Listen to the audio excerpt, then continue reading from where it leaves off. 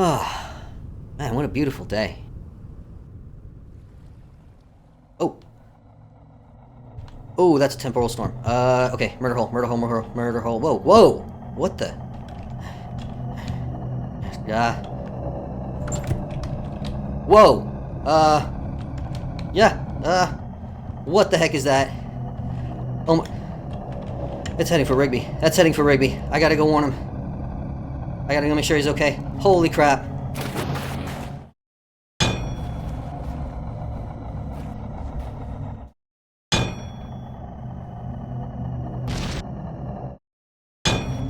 Rigby.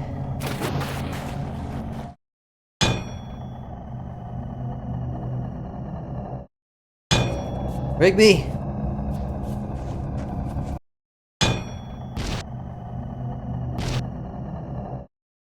Rigby. Rigby, what the heck? Are you okay? Oh my god. You're alright. Good. Dude, what is... the heck? Man, what are you doing in here? Have you seen that thing in the sky? What have you done, man? What is all this? Look, we don't have time to discuss this. We need to get out of here. Let's go.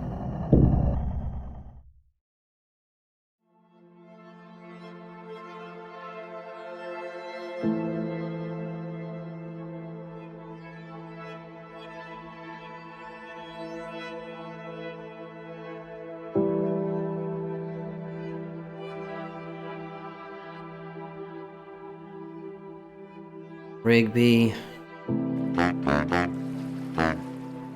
I'm bored.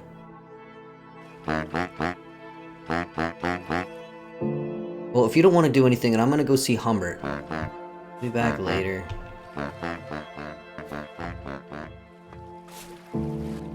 Boring Rigby. Never wants to do anything. Sit around and watch his stupid pineapples grow. At least Humbert likes talking about stuff. Stupid, boring, peaceful, tropical paradise. Humbert. Rigby's being boring again. You home? Hey, Humbert. Rigby's being boring again. Got anything cool here? A new book? Wait, and I can have it? For real? Thanks, man. The Rainbow Fire. Man, I will do anything to get rid of this boredom. Dude, you need to make a bigger wagon or something. Thanks for this, man. I'll go read it right now. Appreciate it. See you later. Far to the north, past deserts, forests, and great seas, lies a land permanently encased in ice and snow. In this frozen wasteland, nothing grows, and only a few creatures manage to survive, their fur as white as the snow they wander upon. But this frozen land hides a great secret, for in the darkest nights, in the coldest part of the year, a magical fire of many colors dances across the sky? Holy crap. Do you doubt me, dear reader? Ah, but I have seen it with my own eyes and only barely returned from the frozen lands to tell this tale. I care not for those of you who scoff, unimpressed, or call me a liar. This book is not for you. I write solely for the adventurer, for the one whose soul is restless and whose heart desires to prove me right or wrong as the case may be. To you, kindred spirit, I impart the following tale that it may guide you to the rainbow fires in the north. Oh my god, this is exactly what I'm looking for. But the rest of this book has been damaged. It's all messed up. I can't read it.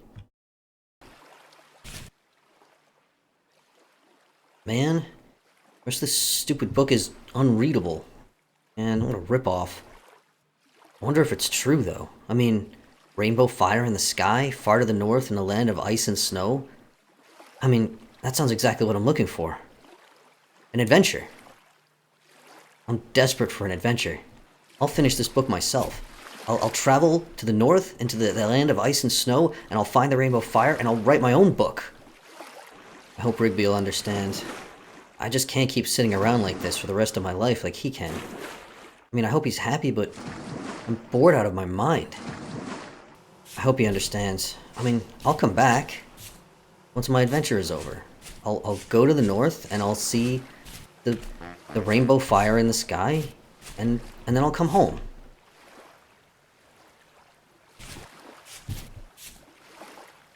Rigby, I need to talk to you about something. Rigby, I'm glad you're happy here, man, but I'm going out of my mind with boredom. I need adventure. I need something to do. I need somewhere to go. And Humbert gave me this book, and look, I gotta finish it. So, I'm gonna be gone for a long time, okay? I'm gonna go up north and try to find this rainbow fire. And when I find it, then I'll come back home to you, okay? You'll be okay on your own, right? Welcome to 100 Days in Vintage Story, the call to adventure. This is going to be a different kind of 100 Days video. Instead of building a base and moving through the normal progression of the game, this time I'll be going on a long journey to explore the world and see what it has to offer. This world is quite different from the one Rigby and I came from. It's more peaceful, and the wildlife will not attack me except in self-defense. There's no sign of drifters or locusts either, and no temporal storms or stability. On the other hand, that doesn't mean it's without challenges. There's almost no ore in this world, as ore generation was set to 20%, the lowest value during world generation. And there's no surface copper or tin at all. There are 100,000 blocks between the equator and the poles, and although I likely won't have to travel the full distance to see an aurora, I also won't ever know how far I've gone, since I won't have access to the coordinate system or map, unless I can find one somewhere. I'm also not allowed to sleep or to pillar up vertically, and the soil is set to be unstable. I'll need to rely on ladders to travel up mountains and cliffs.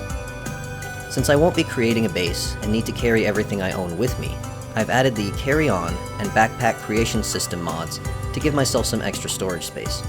The modded backpacks can be made with linen instead of leather, and I've also added a recipe to create string out of cattails and papyrus, but I'll need quite a lot of them to give myself more storage. I'm starting out on January 9th, and there are 9 days per month, which means the 100th day will be the last day of the year. Please keep in mind as you watch that this video has taken over 2 years to make. It was recorded in version 1.18 of Vintage Story, so some of the more recent additions to the game are not here. Please also note that the story of this journey is not canon to the Vintage Story lore. This video is intended as a fun adventure and story, and I've taken some liberties to make it more interesting. If you'd like to watch all 80 plus hours of footage of this playthrough with full commentary, then check out my Patreon. Patrons have access to the full adventure from start to finish, and what a journey it's been. And now, without further ado, we begin our adventure. I hope you enjoy it. Inspired by the book given to me by Humbert, I set out on a new adventure. I don't want to make things too easy on myself, so I'm starting with nothing but my precious book and the clothes on my back, which aren't in great condition. Tattered rags are all well and good when you're living in the tropics, but where I'm headed it's gonna get cold, so I'll have to prepare and make warmer clothing on the way.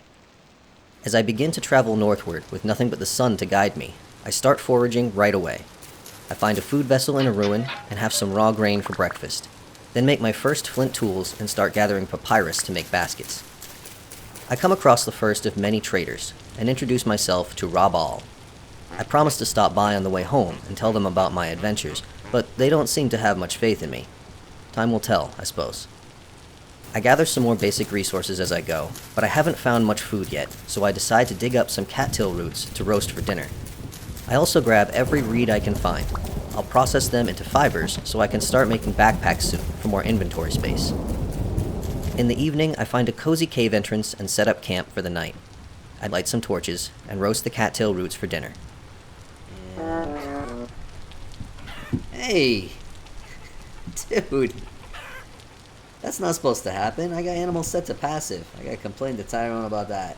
It's a dark and stormy night, but I need clay for a cooking pot and bowl, so I venture out to look for some.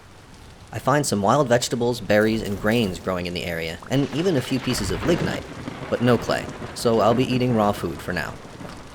In the morning, I carry onward, eyes peeled for clay as I go. I haven't spotted any yet, but I do find a ruin with vessels containing a copper scythe and some cabbage seeds. I doubt the scythe will be of much use on this adventure, so I leave it behind, but I do plant the cabbage seeds by a small pond. Maybe they'll be ripe by the time I return. After a bit more gathering, I finally have enough materials to make my first cloth backpack out of ropes and linen. At last, I finally find my first patch of clay. I start looking for a good place to make camp for a day or two so I can fire up some pottery. There's a fruit tree, not gonna be any fruit on any of the fruit trees, of course. house was not built on a very solid foundation. I'm a little bit worried that it's going to collapse or break something. Oh yeah, I was right. I was right to worry. Meep update. Oh god. As night falls, I find an outcropping along the side of a mountain, which is just sheltered enough to protect a campfire and some pit kilns from the rain. I make my first clay items and start them firing as the rain pours down around me. I have time to kill while the items fire, so I make some flint spears so I can try hunting for better food. I eat the last of my roasted cattail roots, then set out to hunt some nearby pigs. Alright, no, come back. Yes, yes, yes, yes. It must be my birthday. We got bacon. The meat will keep me fed for a while, and I start curing the hides so I can make fur clothes later. It's hard to imagine being cold right now, but snow and ice surely await me in the days to come. Then I venture out in search of more vines for rope and reeds for fiber to make a second backpack. Oh, look at that. Look at that. I spot some mushrooms here and there as I scavenge. I love mushrooms, but I steer clear of the devil's bolete. Devil makes great eggs, but terrible mushrooms. After a day of scavenging, I return to my little camp and find that my pottery is fired and ready to use. I make my first oil lamp with a bowl and a lump of pig fat, and I cook up my first pot of stew. My belly full, I head back out into the darkness to gather more materials, and manage to make a third backpack with what I find. Oh, the storage space! I no longer have a reason to stay at this camp, so I head out into the darkness, continuing to scavenge as I go.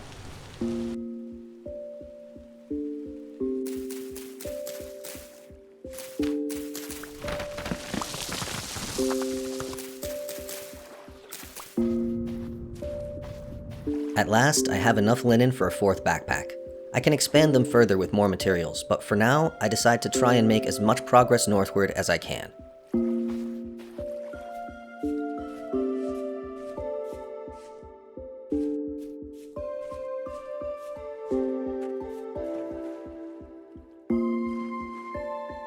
In the early hours of day 5, I found myself on an island, and I realize I have a long way left to swim. It might be a good idea to build a raft, but there aren't enough materials here for that, so I'll have to keep swimming for now.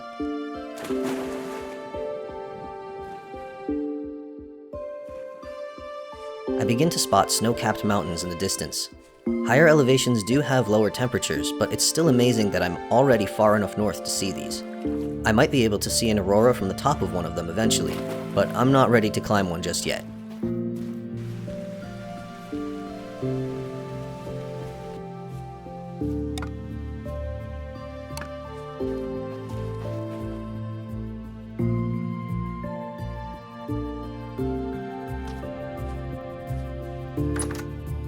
Late in the day, I come upon an artisan trader named Aphid.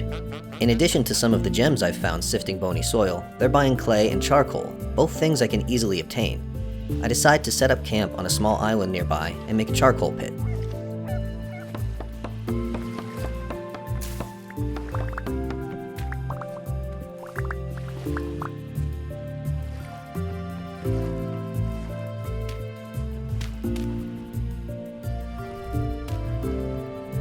With the charcoal firing, I head out to look for more clay.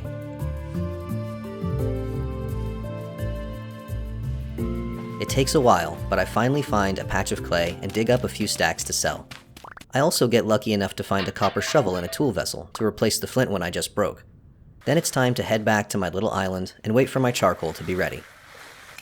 At last, the pit stops smoking, and it yields nearly 3.5 stacks of charcoal. I make my way back to Aphid in the darkness and sell them what I can. What's up, Aphid? I love you too. I now have 26 gears, which can be used to buy other useful items later. My trading done, it's time to carry on into the darkness.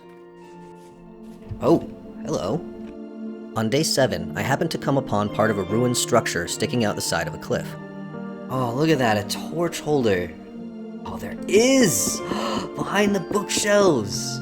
Oh my god, there's an almach table there. If I were building a base, this would be an amazing find, but for this adventure, it's just a curiosity.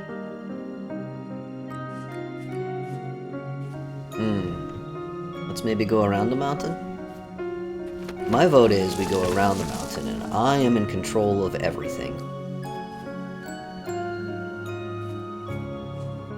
Ooh, this is gonna be a tough area to get through.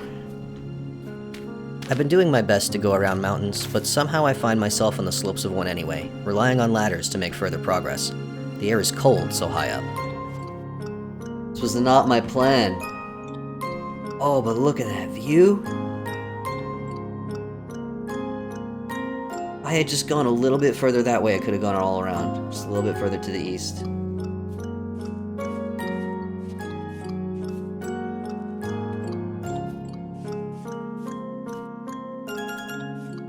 Hello? Hello? Back down at a more comfortable elevation, I come upon a treasure hunter trader called Ephraim. Hello, Ephraim. You look a lot like Rigby. They look a lot like Rigby, and I trade them the candles I found sifting bony soil for a nice messenger hat to replace my useless bamboo one. In the darkness of night and the pouring rain, I find myself in an area very difficult to progress through, so I pause to gather some more reeds for future upgrades to my backpacks. As the sun rises, I realize this lake has an astonishing amount of cattails growing in it. It seems worthwhile to spend some time here, gathering up as many as I can for clothing repairs and backpack upgrades. They never end! The reeds go on forever. I also happen upon a treasure hunter trader at the lake's edge. They guard their wagon claim fiercely, shooing me away before I'm allowed to set down my baskets.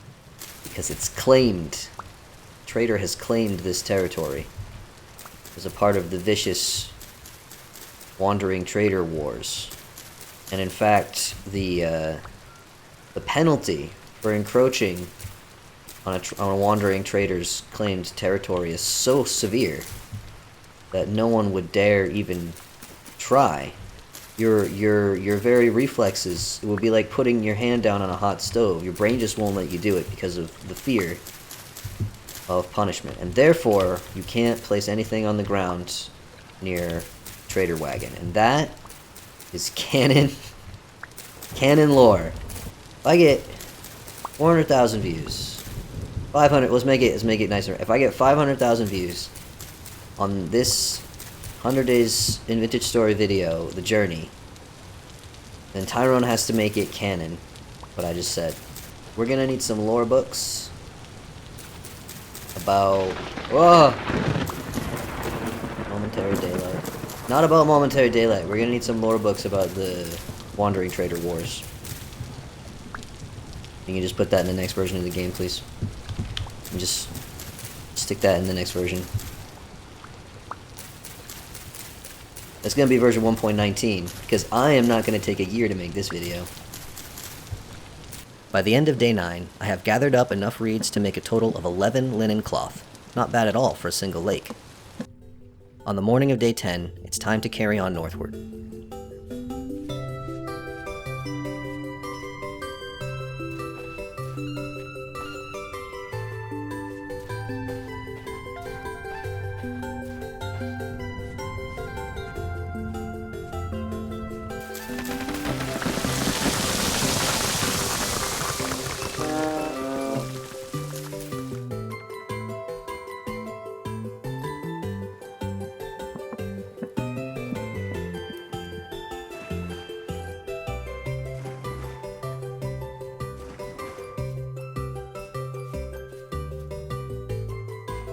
Let's just raw onions. Healthy and breath freshening. Death cap I will not be eating. Sorry haters, I will not be eating the death cap. Late in the afternoon of day 11, I come across a clothing trader named Bedweer. There are several items of clothing I will need to stay warm in the frozen north, which I'm unable to craft for myself. I can't afford to hang around here for 5 days, can I? Or can I not afford to leave? So I decide to stick around this area for the next 5 days until they restock with new items. As the sun sets, I decide to try my hand at spelunking in a nearby cave. Oh man, I hope I don't get lost down here. A few hours later, I realize I am lost. Uh-oh. For an entire 30 seconds. Okay, whew. That's the way back. Okay. I continue exploring for a while longer, but nervous at the possibility of getting lost again, I begin making my way back to the surface. Safely above ground again, I pass the time until sunrise by panning some bony soil I found in a ruin. Once the sun is up, I set out to explore this area a bit more. See that? The little baby chick. How tiny! Peep! Peep to you, my friend. Sneak up on you? How close can we get? Oh, he's so cute! In the afternoon, I spot another trader in the desert. Not only is it a luxuries trader, like my good friend Rigby. No way! It's Rigby's cousin Rigby. You are loud, my friend. You got a loud voice. I know your cousin Rigby. You're flashy as well. Okay, everything cool? Are we cool? Unfortunately, cousin Rigby isn't buying any of my goods, but she'll restock in 3 days, sooner than Bedwear, so I'll have another chance soon. I get back to sifting and exploring in search of more treasures. Ah, oh, oh, ha, ha, ho, ho, ho. Okay,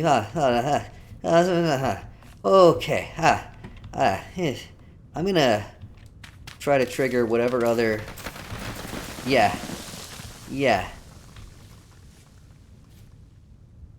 Oh. On day 14, I still have several days of waiting left, so I decide I might as well make some pottery. All my sifting has provided me with nearly enough copper nuggets to make a metal tool, so I prepare all the clay items I would need to make a copper pick, plus some bowls, a flower pot, and a clay vessel. The vessel will have more space than the basket I'm currently carrying on my back.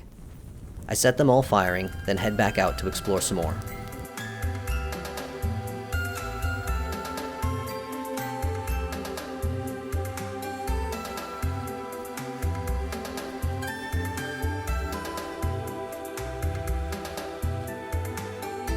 I actually stumble across yet another clothing trader, a Hanu. Unfortunately, she doesn't have anything I need, so I carry on my way.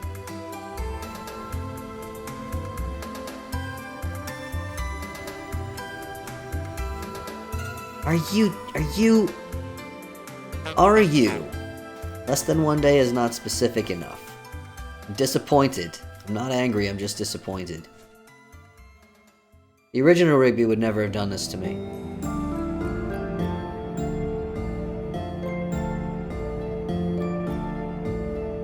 Midday on day 16, Cousin Rigby has finally restocked, but she doesn't have much of interest.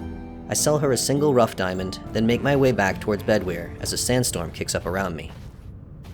My clay items have finished firing.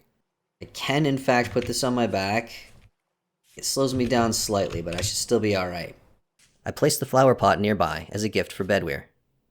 I'm still waiting for them to restock, so I take my 20 sifted copper nuggets and make myself a pick. I still need more fur to make my winter clothing, so I set out to hunt some of the pigs I've seen nearby. Unfortunately, they decide to defend themselves. Anybody mad at me? I think they're all cool. I was wrong. Fortunately, I finally remember that I can do a lot more damage by throwing my spears than just stabbing. Oh, look at that. Skills! I remembered that throwing the spear does more damage. I now have enough skins for all the fur clothing I will need. I also have a shiny new copper pick, something I never expected to obtain in this nearly oreless world. Look at me! Early in the morning of day 17, Bedwear finally restocks. Unfortunately, they have nothing of use to me, aside from some extra linen. I bid them farewell, and head out with my new clay storage vessel on my back. Goodbye, Bedwetter. You're my favorite so far.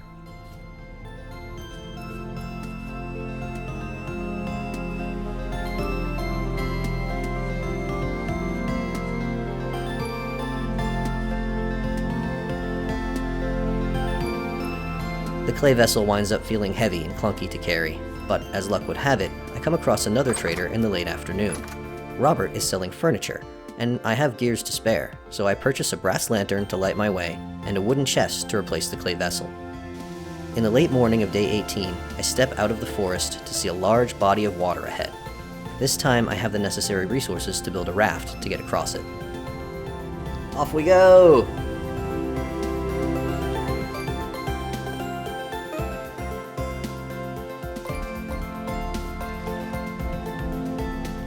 I remember the old days when you used to be able to make 2 knives from 1 flint, thousands of years ago.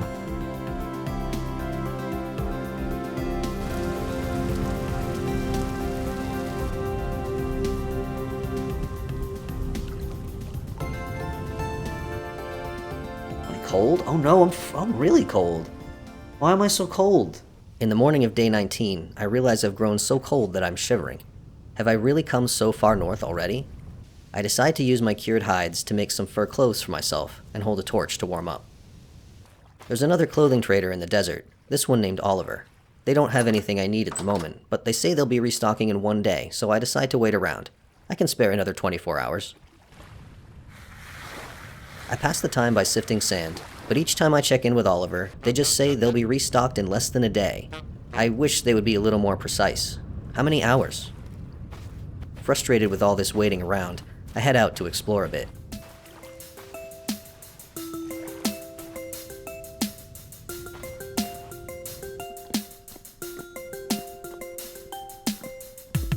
Unfortunately, there's not much of interest in this area, and I'm getting bored.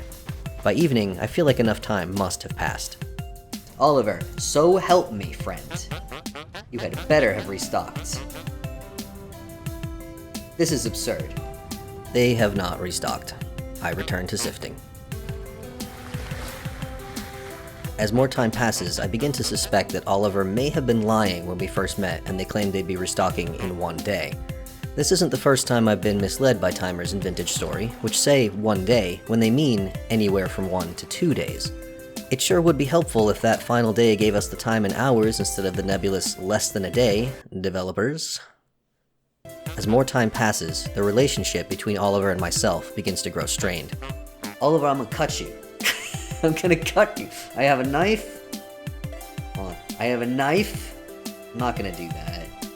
I'm getting a little bored with sifting sand is the thing. I do have 69 copper nuggets, which is pretty nice. Eventually, more than 24 hours have passed since I arrived and was promised a restock in one day. I take the disappointment pretty well. You're my worst enemy. I don't even like your necklace anymore. It's cutting straight through your beard, and it looks bad. Yeah, I said it. I was gonna sit here. As the clock ticks past midnight, I do some deep breathing meditation to prevent myself from punching Oliver. I decide to stay positive. And now that we've finished taking some deep breaths, I'm sure Oliver has restocked his stuff. It's fine. Hey, it's okay. Hey, Oliver, it's alright, buddy. I hope everyone's having a good time. I hope you're all feeling great.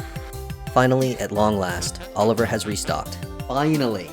Oh, glory!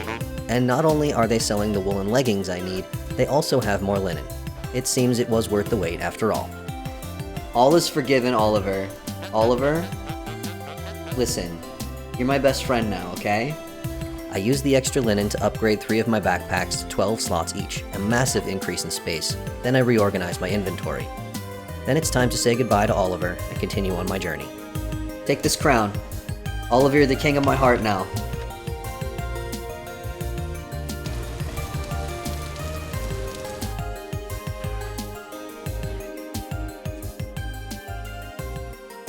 I've still been gathering reeds whenever I see them, and at last I realize I have enough to upgrade my 4th backpack. I've been breaking tool vessels whenever I come across them, but most have only had flint tools I don't need. This time, though, I get lucky and find a tin bronze falx. This is quite a good weapon should I ever find myself in need of one. Stretch, the commodities trader, is selling linen, something I'm always happy to buy. I immediately purchase 8 pieces, realizing too late that it's diamond stitch, not plain, and will not stack with the rest of the linen I have. Unfortunately, Stretch doesn't give refunds, so I have to sacrifice an inventory slot until I can find a use for it.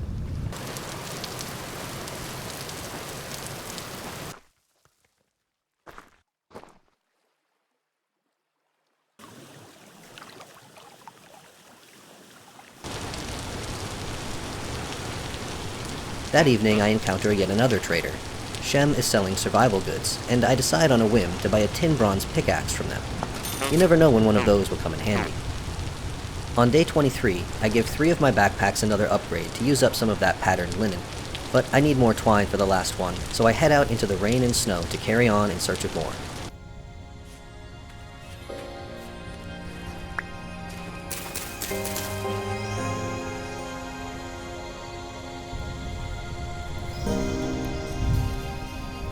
By midday, I finally got enough. All 4 of my backpacks have now been upgraded. This is as far as I will be expanding my inventory, and I also decide to leave behind the chest I've been carrying on my back. It's heavy, it slows me down, and my bags have plenty of space now anyway. In the evening, I managed to find another copper pickaxe. Oh my gosh, we got a second pickaxe! I really don't need that. I never imagined I'd wind up with so many metal tools in this world with almost no metal ore in it.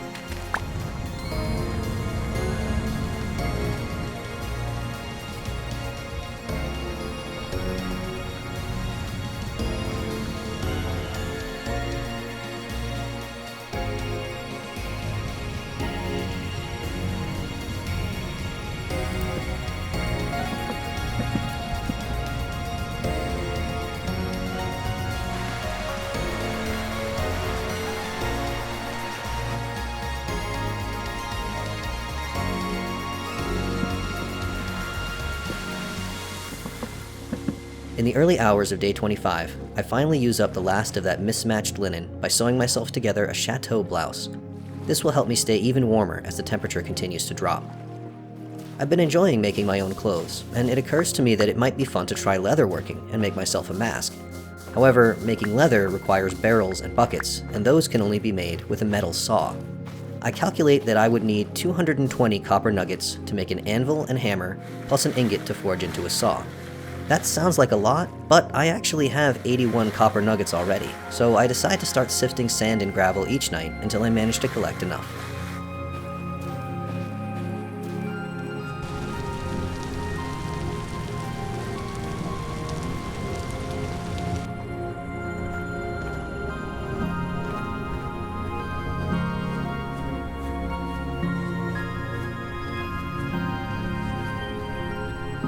Oh, hi! Excuse me? Excuse you? Yes, it is a nice spot. What are you, my cat? That night, as I sift some bony soil, I find the glowing temporal gear in the pan. I know from my previous 100 days that these can be used to repair translocators, but those won't be of any use to me since I don't have a map or coordinates. Still, it's very pretty, and it would make a fine gift for Rigby when I finally return to him, so I hold on to it for now.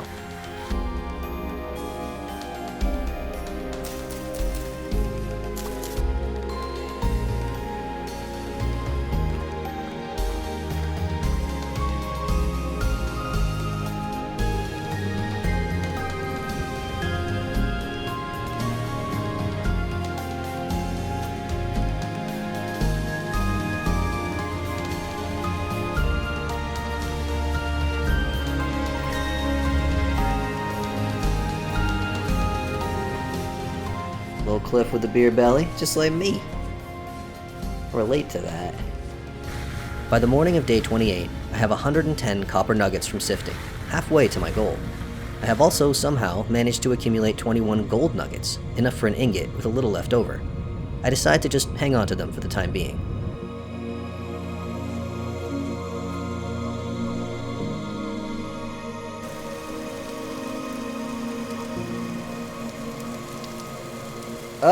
Oh. Ooh. Okay.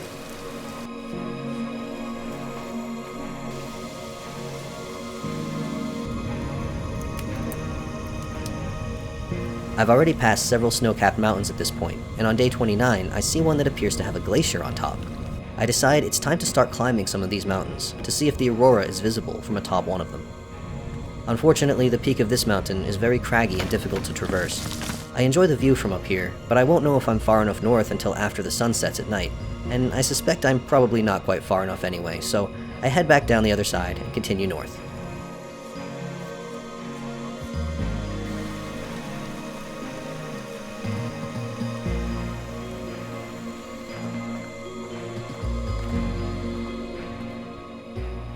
Ah! Ooh! As it grows dark, I reach the peak of another mountain, but despite the lovely view, it's not very cold up here, and clearly not far enough north to see an aurora. I immediately move on to the next mountain peak, then the next, hoping for good luck. Alas, as the sun abruptly sets and I put out my lantern, it becomes clear that I still haven't reached my goal. I'm feeling a little discouraged, so I pull out the book that inspired this adventure. I read it again, remembering why I started this journey. I look around and try to fathom how far I've traveled, from the tropics all the way north to where there's snow and ice. I'm not giving up now. I put the book away and carry on ahead.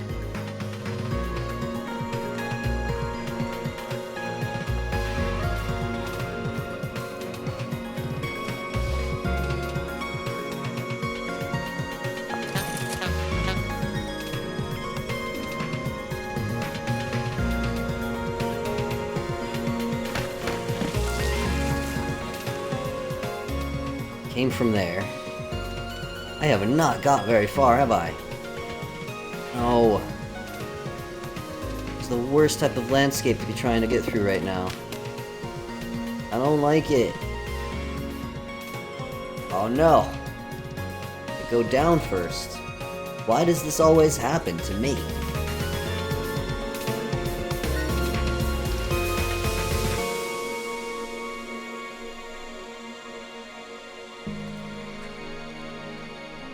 On day 31, I happen upon a clothing trader in the middle of the forest. I decide it would be rude to ask any probing questions about how they got there. Instead, I simply purchase a minstrel coat, which is warmer than the embroidered collar I've been wearing. I'm hopeful about the next mountain peak, so I make a campfire and cook up some mushroom risotto as I wait for darkness. The sky is totally clear, but as the sun sets, the sky remains stubbornly free of rainbow fire. I'll just have to keep going.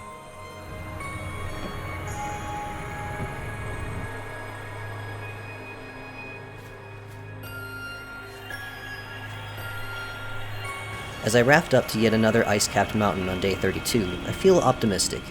This might be the one. That right there, that's gotta be it. I know I said this yesterday, but folks, just let me be optimistic, okay? I gotta believe. I spend the day exploring and foraging around the base, then make my ascent.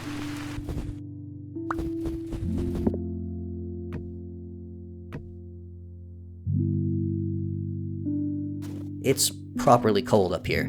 I dig a little shelter into the cliff face where I can leave some of my things, then climb up to the very top.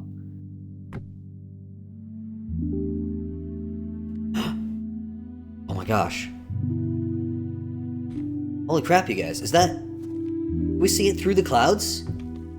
During the day? Is that what I think it is? That's it! That is fully it. And although the sky is not clear, as I peer through the clouds, I finally see the unmistakable traces of an aurora behind them. I've made it. I finally made it. But I won't be satisfied until I get a better view. This is an area with frequent rain, so it might be hard to get a clear sky, but I'm in no rush, so I start finding ways to pass the time.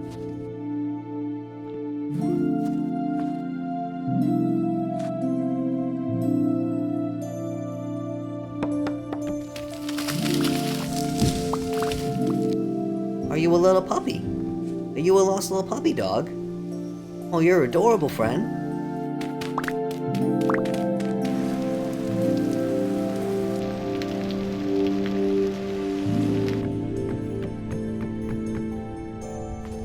This looks like a skeleton in the snow. Nice sturdy door. Oh, it actually is this time. Do they not break anymore?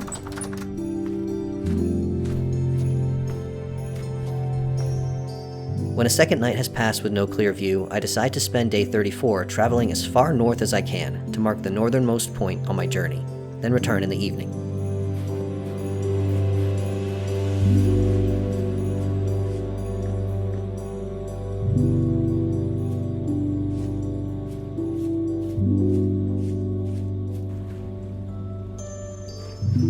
Right here. Here. Don't take a single step further north. Now I gotta get my butt back south of that mountain. It's so easy to get lost in a forest. There's my little marker. Yay! Not lost yet. As I ascend the ladder back up to my little cave shelter, the snow only starts falling more heavily. It seems tonight will not be the night either. I need to find more ways to kill time, so I decide to do some clay forming. I might as well prepare to make the copper anvil and tools I'll need to make leather. Late at night on day 35, I finally get a clear enough sky to see the aurora properly. The sky is filled with rainbow fire. It's magical. There's a little bit of purple in there. A little bit of purple. My quest is complete, but my clay items are still firing in the pit kilns, so I hang around for one more day. I spend most of my time sifting for more copper nuggets. I hope that I might get one more good look at the aurora, but as night falls, the sky remains bright. It seems the sun will not be setting all the way tonight. This can happen during the warmer months in polar regions. I can only see the tiniest trace of rainbow fire as the clock strikes midnight. It seems I've already been given my best view of the aurora. It's time to move on. As day 37 begins, I retrieve my fired clay items, arrange the things I'm leaving behind, and say goodbye to my little cave shelter. I'm gonna close the door behind me, and we'll say goodbye to this wonderful place. As I bid a final farewell to the mountain, I turn back south. I don't know if I'll be able to retrace my steps and find my way back to Rigby without getting lost, but all I can do is try. It's not long before I lose confidence that I'm going the right way, but there are plenty of beautiful sights to see as I travel. When I spot a massive cave opening, I can't resist the temptation to stop and explore it. There aren't words sometimes for how beautiful this game is. I don't want to get lost in this cave or anything like that. Let's just give it a little peek. Oh, wow, look at that! That is one of the more beautiful things I have seen in a video game. These giant caves that are in 1.18, one of my favorite things. It turns out the cavern has a gift for me. No way! The odds of finding copper ore in this world are extremely low. And we just stumbled. And I need copper. I never expected that I would, but I need copper. I now have all the copper I need to make leather and then some. But leather making takes time. I decide to keep going for now, and the next time I find myself in an area with abundant limestone or chalk for making lime water, I'll stop and set up camp for a while to make my leather. Hurrah! Uh-oh. Ow. I'm gonna be able to raft straight into that cave. You know I'm gonna do it. Alright, this cave is less impressive up close, actually. Well, it was less exciting than I'd expected.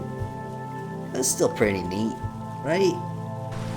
In the evening of day 38, it begins to rain, hard. It's too difficult to carry on in these conditions, so I find a sheltered area against a cliff and decide to make my copper hammer to pass the time.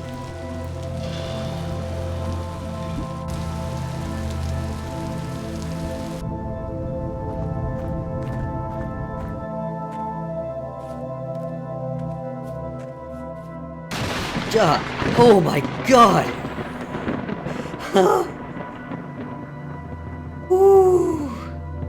Okay. I just need to take some deep breaths.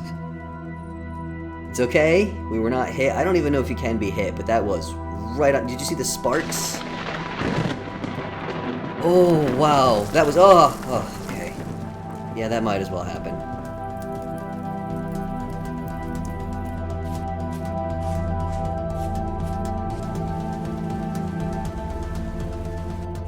I've been walking south for several days now, and I still haven't found any traces of my path northward. It's possible that I've gotten totally lost and gone way too far east or west. However, as I round yet another mountain... We found it! We found one of our mountains! We've been here! Oh my gosh! Something about knowing I've been here before gives me hope. Maybe I really will find my way back to Rigby. I decide to build a little ice shack here and do all the rest of my copper work on this peak. As I head down the mountain to gather grass for a campfire, I spot a trader I somehow missed before. Quill introduces themselves as a treasure hunter, and when I say I'm an adventurer, they share with me a rumor of a ruined place full of secrets somewhere high up on a tall mountain. They trade me a map to it in exchange for the tin bronze pickaxe I've been carrying for ages. For the first time, I now have a map which I can use to triangulate my position. Using it takes time and energy though, so I won't be looking at it more than once per day, and only to get a glimpse of my immediate surroundings and a direction to travel in. Still, this is a game changer. I'm no longer wandering aimlessly southward. I have a destination. In the dark of night, I open my new map for the first time. I can see that my destination is south and slightly east of me, but how far I have no idea. I don't know what interesting things await me at that red X, but I'm excited to have a new adventure to go on before I return to Rigby in his little bamboo hut. As my copper ingots heat up in the forge, I consider making some metal armor with the extra copper I have, but there isn't enough for a full set. I'll just hang on to the extra nuggets for now.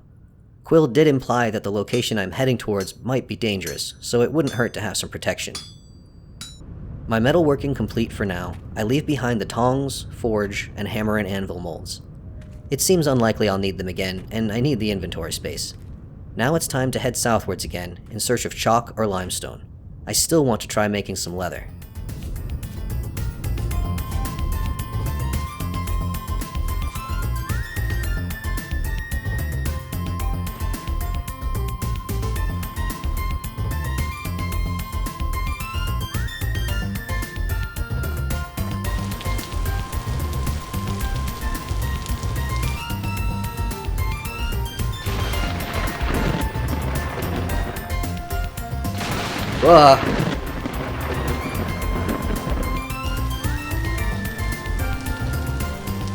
Ho hum, I'm just a bear.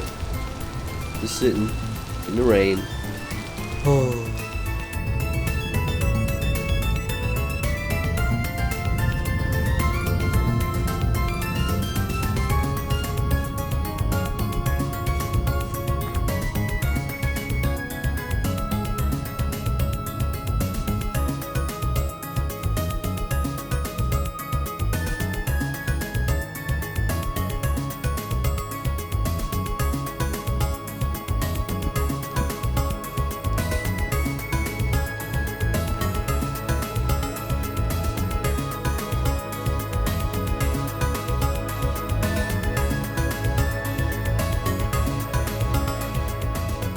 On day 44, I come across a commodities trader called Ruslan.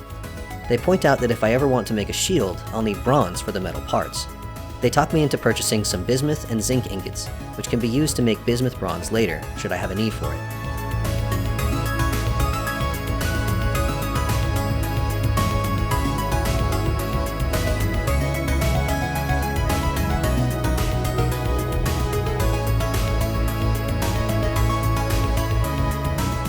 On day 45, I encounter another treasure hunter named Ephraim. This one has a treasure map for sale. I can't resist the lure of discovery, so I buy it and try to triangulate it on my map. The location is nearby, at the bottom of a lake, but it proves to be difficult to dig in the bottom of a lake. Alright, I don't see anything yet. Let's go up and get some air. Let's go get some air. Let's go get some air. Oof, that is pretty deep. There we go, okay. I don't know how deep underground it would be. I am breaking my pickaxe here. There we go. I might give up. I might give up. If my pick breaks, then we're done. Oh no, see, this is what I'm talking about. It pushes you around. I'll go until it breaks. If we don't find it... Oh, okay. That's it. Okay, let's just go. Let's just go. I concede. The buried treasure wins on this one. Ephraim, I'm gonna give this map back to you. You can give it to another passing adventurer, alright? I wish you a pleasant day, friend, and goodbye.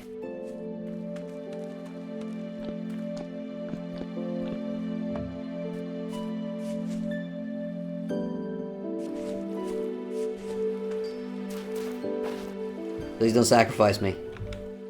Hey. Please don't sacrifice me, alright? I don't want to be sacrificed. No thank you. Are you what I hope you are? Oh, it's limestone. Oh my gosh, everyone, it's limestone. There's limestone here. Before I know it, I've found myself in an area with plenty of limestone. I scout around for a bit and find what looks like a good spot for a temporary base where I can make a few pieces of leather. The leather mask I want to make only requires 2 pieces of it, but they do need to be dyed black. Before I can worry about color, I'll need to soak my skins in lime water. Limestone isn't a hard enough rock to make a quern from, but there's some peridotite nearby that works just fine.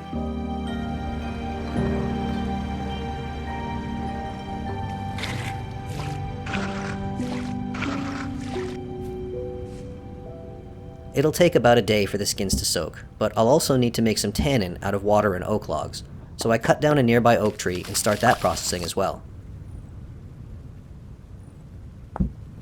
It's only 9:20 a.m. and I've done everything I need to for now, so I decide I might as well build a little house here and set out exploring the area for resources. I find a luxuries trader nearby called Two Tongue who buys one of my gems, and some ruins I can tear down for free cobblestone.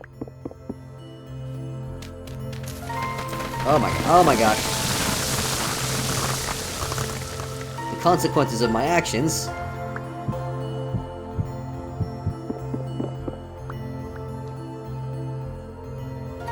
That's not too bad. It's not the worst thing I ever made. The next morning, I transfer my soaked skins into the freshly made tannin, where they will need to soak for another 3 days. I throw some more oak logs into the second barrel to make strong tannin for the next step, then head out to the north to mine up a few different types of stone I remember passing on the way here. Oh. Yeesh.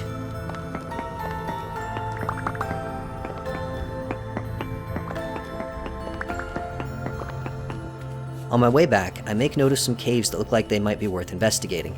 Then I start preparing my building materials.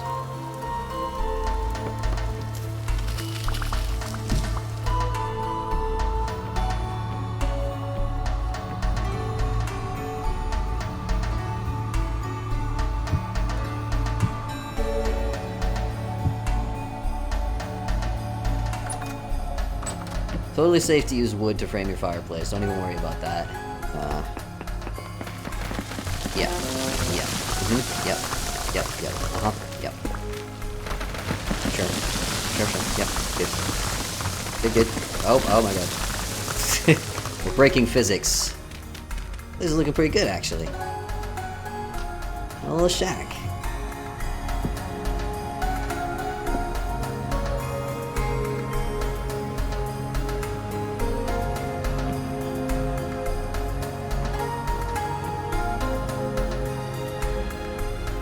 Finally, on day 49, my little temporary home is ready. We have a home. We have windows. They're not very clean, but that's alright. It's nothing fancy, but it will be much more comfortable to stay here than outside on the ground. My construction work complete, I head back northwards to check out those caves I saw before. I know that exploring these caves is unlikely to be very fruitful, given the extremely low rate of ore generation in the world, but it's something to do. And you never know, I could always get lucky. No! Sorry, I think I peeked the mic a little bit there. That's rich copper. We have found all of the copper in the ore. It just keeps going. I mine until my pick breaks, but there's still more copper left to collect. I'll have to come back for it later. It looks like I'll have plenty enough for a set of armor, after all.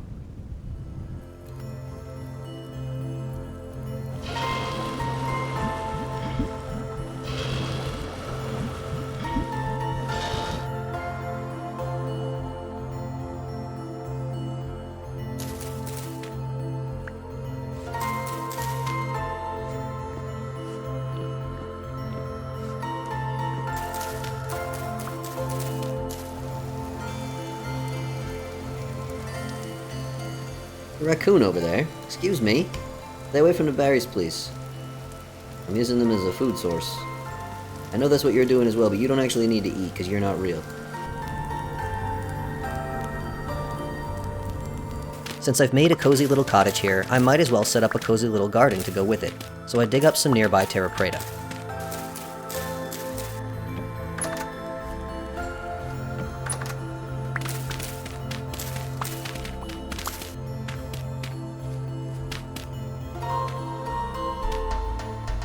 Hi! Yeah, I'd prefer if you weren't here, actually, there, puppy.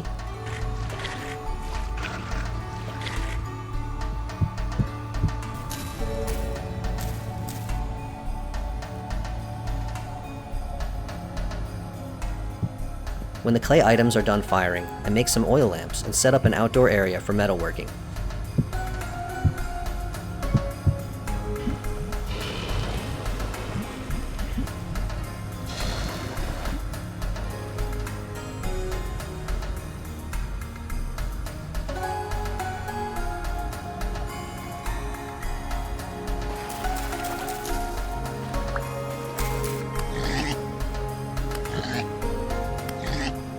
And would you like to join your husbands?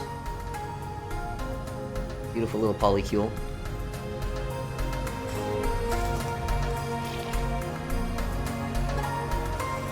I can always run if I need to. Uh-oh. It looks like I need to.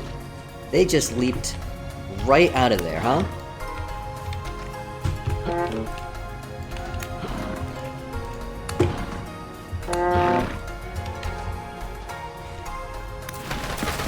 Okay. I'm gonna leave.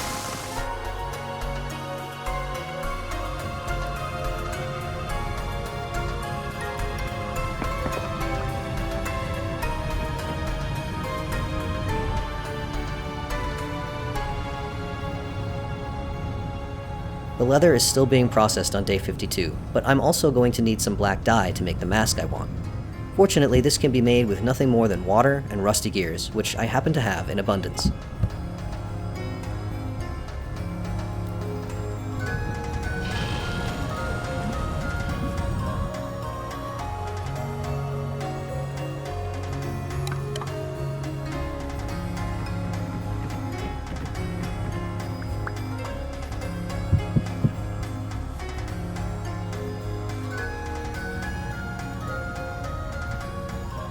Even after I finish a full set of copper armor, I won't need all the metal I've found so far, so I smelt up the remaining nuggets into ingots so I can more easily carry them with me. Meanwhile, the dye barrel has turned nice and gray now, so I toss in another gear to darken it to black. This gets me thinking, if I'm going to make a shield, I can dye some leather to decorate it with. It turns out I can make purple dye with just blueberries, some of which are growing nearby. A fair number of the nearby animals have made their way into a small pen I set up for them. There's still one sow loitering outside, however. Ma'am, please. So I add some more grain to the trough in the hope that she will join the others, then head back to that cave for the rest of the copper.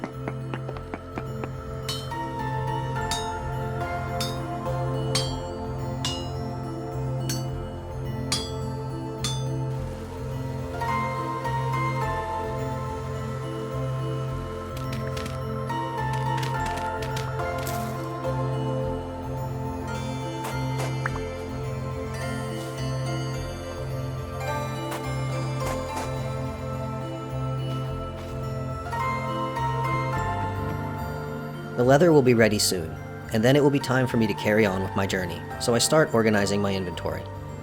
Along with some of my spare tools, I'll be leaving behind some common resources I really don't need, like flax grain, flint, and bones. I'll take the anvil, ingots, hammer, and tool heads I've made with me. I'm a bit sad to be leaving this place soon. It's grown familiar. I've been traveling so long, it's been a while since I felt like I had a home. But I still hear the call of adventure, and an X on a map is waiting for me to discover it. In the early hours of day 55, the leather is finally ready. I have 15 pieces, far more than I need. I put 2 of them into the black dye for my mask, and 4 into the purple dye for my shield. They'll be ready in 8 hours. I also make a mental note to wait for the flower pots I made to be done firing so I can use them to decorate the cottage. Then I get to work making the first pieces of armor. Check me out! I've been thinking that the wolf who's been hanging around for the last few days needs a name, so I consult the voices in my head, also known as my patrons, and they choose the name Barley. Oh. This place belongs to him now, so I name the cottage Barley's Refuge.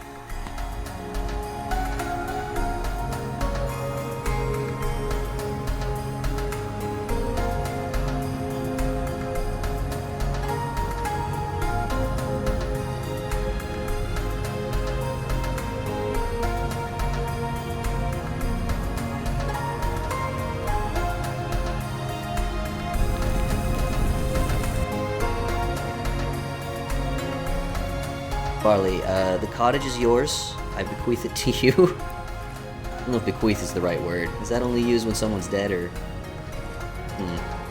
In any case, I leave it to you. That's your cottage. It's Barley's Refuge. At last, the dyed leather is ready to use. I make my mask and a beautiful purple shield, plus my lamellai helmet.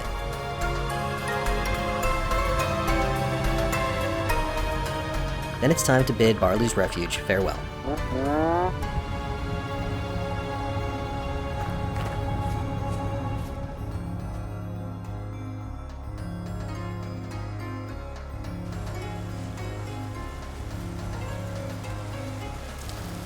Oh. That's a bear fighting a... It's a bear fighting a sheep. Don't see it very well. Her husband is not even helping. It's hard to make progress in the dark and rain, so in the early hours of day 56, I duck under a stone overhang, build a little campfire, and read some of the lore I've accumulated from books during my journey.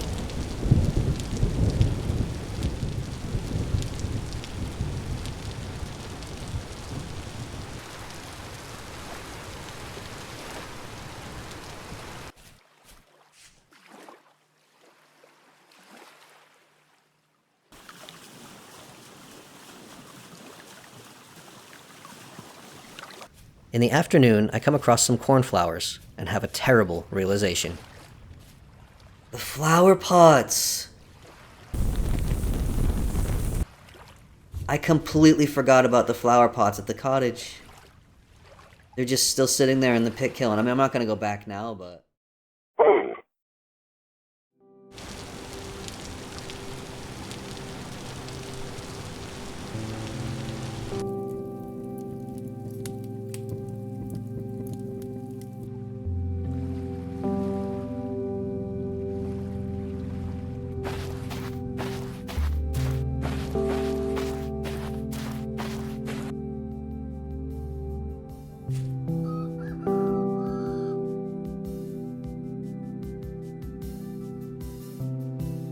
That's a bear. And that is a lighting glitch. On day 57, I make a very important geographical discovery. And that whole thing looks like a whale, doesn't it? Oh my gosh, it's even got a tail. You guys. That's Whale Mountain right there. That is Whale Mountain. There's trees in the way. Tempted to just knock down those trees. That's a tourist destination right there for sure. Set up some overpriced snack shacks and tourist junk.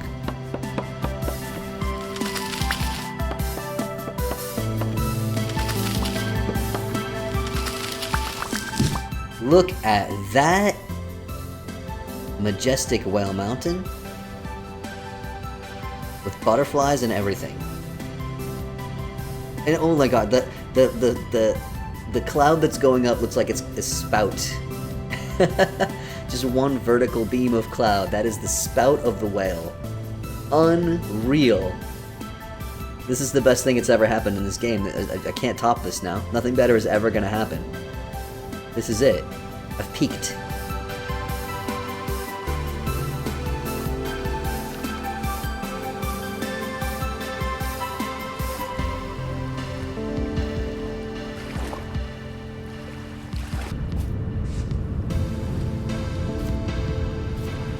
Look at that beautiful sky.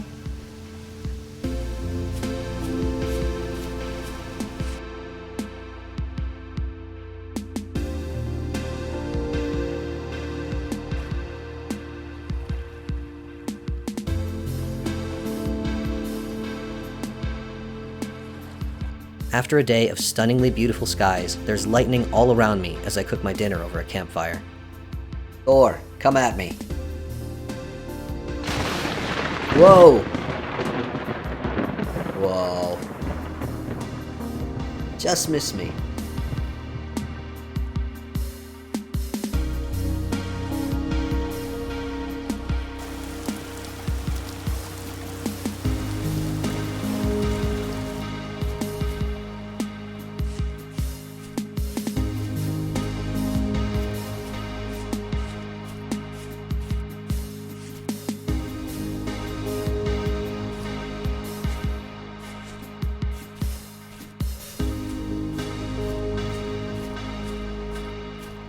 I've been eating a lot of porridge on this journey. As I stumble across a patch of fire clay, it occurs to me that I could actually bake some of the grain into bread instead, so I spend some time crafting an oven. I'll need another quern to grind the grain into flour first though, so I hold on to the oven for now, and it's porridge again for dinner.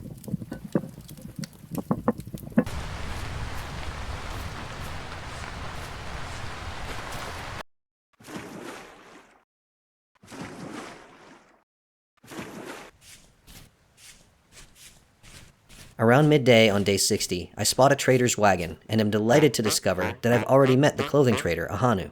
I don't even recognize this area, yet it seems I've been here before. When I encounter a commodities trader named Stefan, however, it becomes clear that I have once again left my former path, because we don't know each other.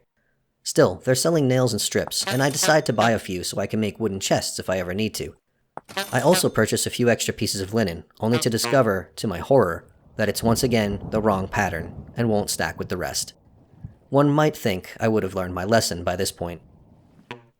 I decide to try to free up the inventory slot taken by the mispatterned linen by crafting up some horsetail poultices. Unfortunately, I forgot that they only stack to 16, so now I have even less space in my bags.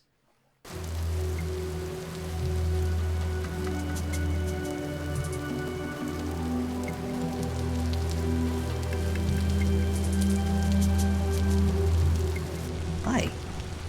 I come a little closer, do you mind? Can we be buds? You know, I'm alright. It's okay. Alright. You know what? You want your space? I'm gonna respect that.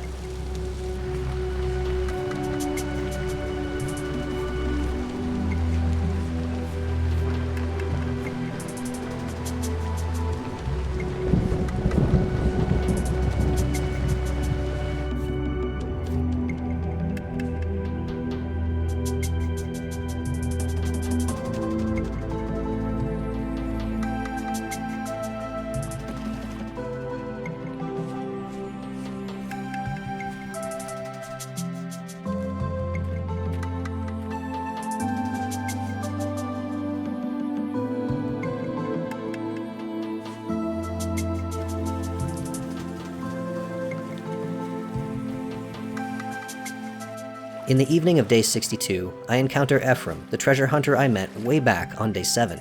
This looks like Rigby right here, and this looks like Ephraim. I remember him looking a lot like Rigby. I make him a little beacon with a torch holder I've been carrying around. Torch in there. And I'm not even gonna cook anything, I just wanna get a bit of light. The beacons are lit! Ephraim calls for aid. Each time I check my map, I realize the red X marking my destination has moved further eastward. I realize I must be getting close.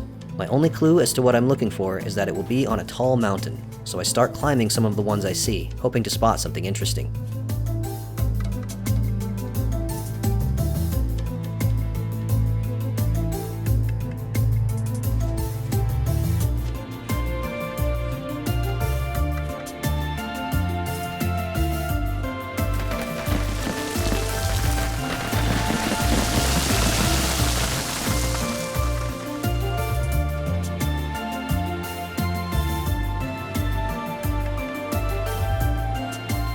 In the early morning hours of day 64, I encounter something I never expected to see here. It's a drifter, much like the ones that lived in caves in my old world and came out during temporal storms. I ready my falx to defend myself, but there's something different about these drifters. They wander aimlessly, seemingly uninterested in my presence here. Still, they make me nervous. What kind of place is this map leading me to? I set out early, not fully trusting the drifters. There are more of them here and there, but all seem equally oblivious to me. I keep the falx close at hand just in case, but as the sky lightens, the creatures eventually crawl away to their caves. It's raining in the desert, this feels weird.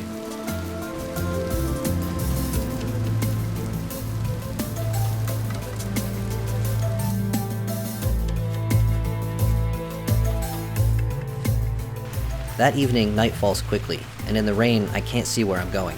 Still wary of drifters, I decide to climb a tree and hide out on a branch, where I hope I'll feel a little safer.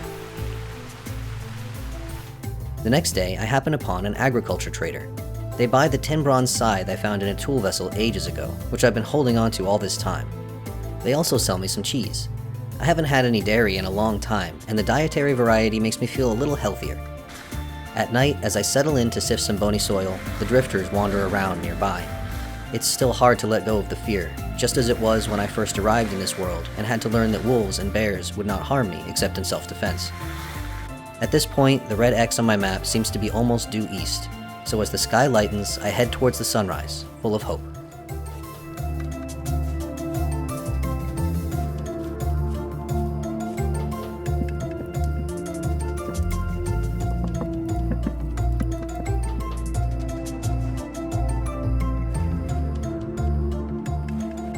Eventually, a large mountain looms ahead. Could this be my destination at last? I don't know what wonders or horrors might await me here, but I doubt they can compare to the rainbow fire I saw atop that snowy mountain almost 3 weeks ago. Unfortunately, the sun sets too quickly to climb it today, so I find some water to do some sifting in. The drifters are getting more numerous the closer I get to my destination, so I calm my nerves by building myself a small makeshift shelter for the night. While I wait for the sun, I read through more of the notes I've collected during my travels. At this point, I feel I have a sense for some of the tragic history of this world. Some kind of terrible plague spread uncontrollably and killed just about everyone, though some tried to hide from it underground, cut off from the world. Are the drifters the result of that plague? Once again, I wonder just what kind of place this map is leading me to. Nervous and uncertain though I may be, adventure has called me and I must answer. So as the sun rises, I begin to search for a way up the mountain.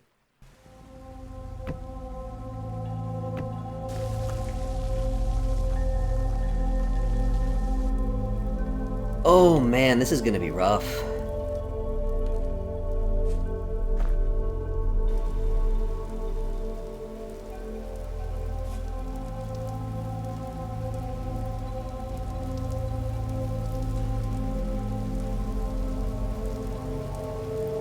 Oh man, that view though, for sure, for real. That view though. At last, I spot an entrance to some sort of structure. The interior is decayed, and an enormous, deteriorating ladder leads down a deep shaft into the darkness. I have reached my destination, but it gives me an ominous feeling. I take a few minutes to rest, and decide that I can't run away now.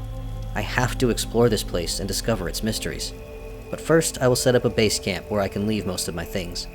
I don't want to be carrying all this heavy stuff down that rickety ladder. I head down the mountain, doing my best to mark a path as I go.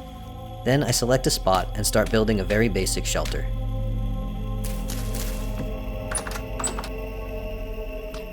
As I cook up some porridge in the darkness, one of the drifters bangs against my door. I do my best to ignore it. Early in the morning of day 68, I make my way back up to the entrance to make sure I can still find it. I spend a few minutes looking through the ruined structure, but there's nothing here but broken scraps of wood and mold. As I stand by the doors, I catch myself fiddling with the strange glowing temporal gear I picked up ages ago. I swear I can feel it vibrating in my pocket. I pull it out to investigate. It explodes in my hand. I feel a strange sensation pass through my body like electricity. Once I calm down, I seem to be okay. I just hope it hasn't done something terrible to me. The ladder really seems to go very deep into the earth. I conclude that I ought to prepare carefully for this adventure. Everything about this place is activating my sense of danger.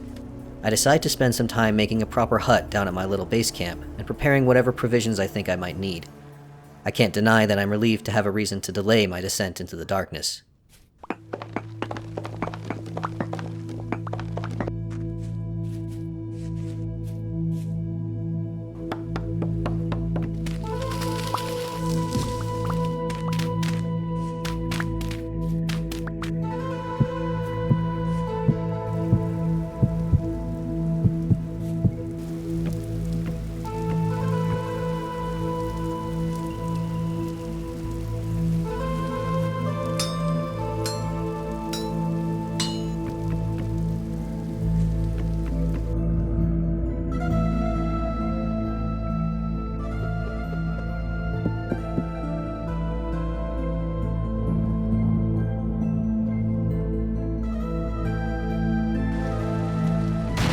Oh! Yep. That was lightning.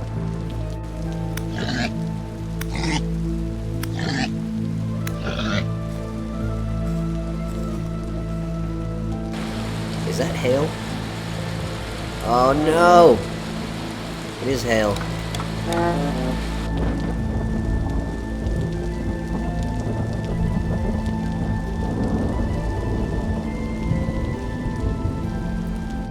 In the early hours of day 71, I finish sorting out my gear. I'm leaving my tools behind, but taking torches, poultices for quick healing in case I get hurt, spears and defalques in case there's anything dangerous in there, and a variety of food to eat. I also make a last-minute decision to make a complete set of Gamboa's cloth armor. I have enough materials, and it's actually better than the copper armor I made before, despite all the effort I put into that. I'll keep it here as a backup, just in case. As I prepare to head out, I get an odd, sick feeling in my gut. There are drifters banging at the door, just as there have been every night since I arrived here, but their behavior seems different, somehow. More aggressive. I tell myself I'm just imagining things. I scarf down a lump of cheese for breakfast, strap a chest full of extra supplies to my back, and open the door.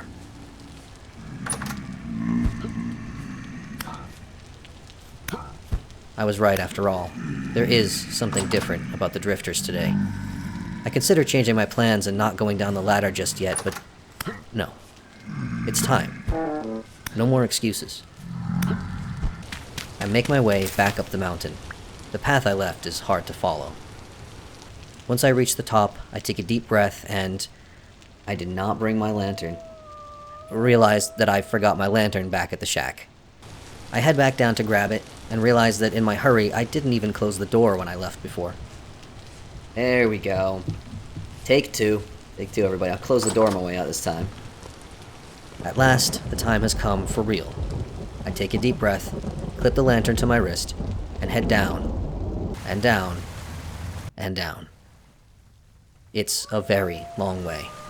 It's an eerie feeling, knowing how far I am from the sun, but I've got my lantern and my spears if I need them.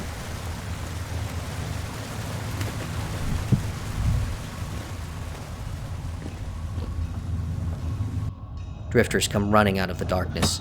It seems I've found the only hostile place in this whole peaceful world. The ruin I've entered is massive.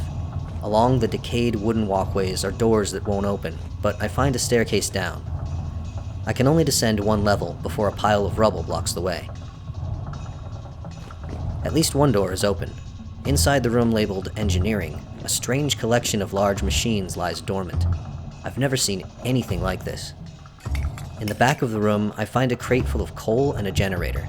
These machines don't look very functional, but I might as well try. I fill the generator with coal and light it with one of my torches.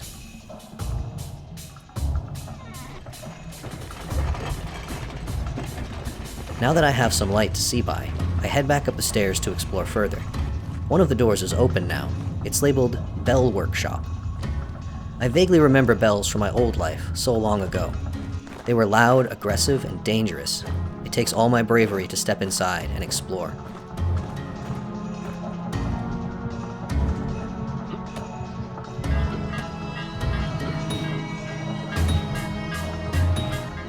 The clanging of the bell summons more drifters, all of them hostile.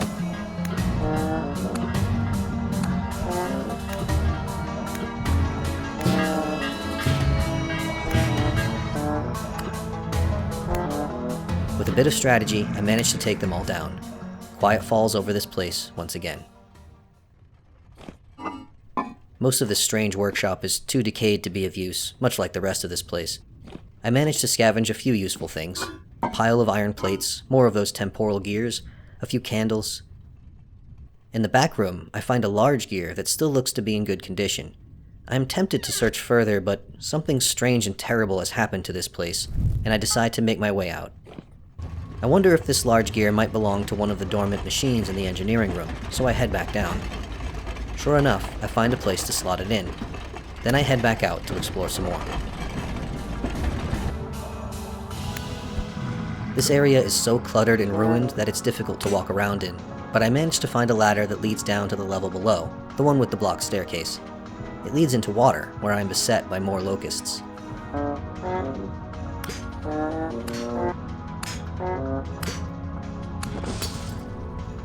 As I climb out of the water, soaking wet, I grumble to myself about how heavy my pack is, and then I realize why. The chest of backup supplies I brought with me is still on my back. The stress and anxiety of coming down into this place must have distracted me so much that I forgot about it. In any case, my bags are getting full, so this seems as good an excuse as any to head back up, so I can leave my extra supplies outside. It's dark out, and my intrusion into this ruined place seems to have sent the drifters into a frenzy of aggression. They start climbing my ladder into the entrance, and when I break it, they try to drop down from the roof. I'm not going anywhere until the sun comes up. At last, as the sun rises and the drifters shuffle off to hide underground somewhere, I head down to the grass below, set down my chest, and use it to clear as much room as I can in my bags. It's tempting to head back down to my shack and take a break, but I don't trust myself not to procrastinate, so I bid the sun farewell once more and head back down the ladder. Let's go. Goodbye, son. I'm gonna miss you. I retrace my steps back down and into the reservoir of water, stepping over the unmoving forms of the locusts I killed before as I ascend the stairs. I manage to find another open door on this level. It's full of translocators. Only one of them is working. I step onto it before my fear can hold me back.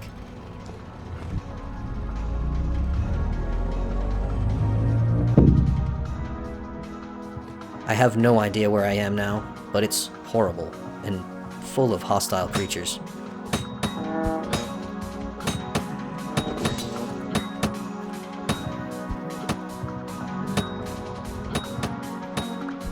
I suspect this place was once some sort of mine, either that or a sewer. At the end of a tunnel, I find another piece of machinery that still looks in usable condition, a pump head. I grab it and gratefully accept the excuse to head straight back to engineering without exploring this awful place any further. I find a place to slot in the pump head, and more machinery whirs to life. There's a loud grinding sound above me, and I ascend the staircase to find the door labeled Library, wide open. Unfortunately, the end of the corridor is blocked by more rubble. But there's a large crack in the floor, big enough to fit through, and as I peer through it, I see some ledges and pipes I can use to climb down. I'm terrified, but I've come this far, and I'm determined to explore this whole place and find out exactly what it is. I hop down into the chamber below. A colossal machine powers up, perhaps sensing my presence. The Eidolon. It is not friendly. I do my best to fight this construct by taking cover behind a pillar, but between the boulders it hurls at me and the locusts that occasionally drop down on my head, it's more than I can handle.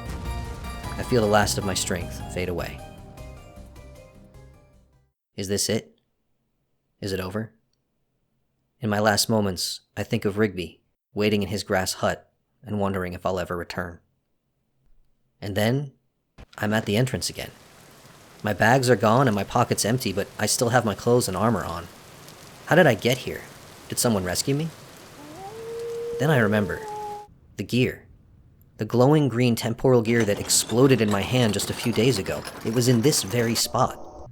I think of the twisted rooms down in that place, the way some of them seem to be duplicated. Did that gear somehow duplicate me? Am I immortal now?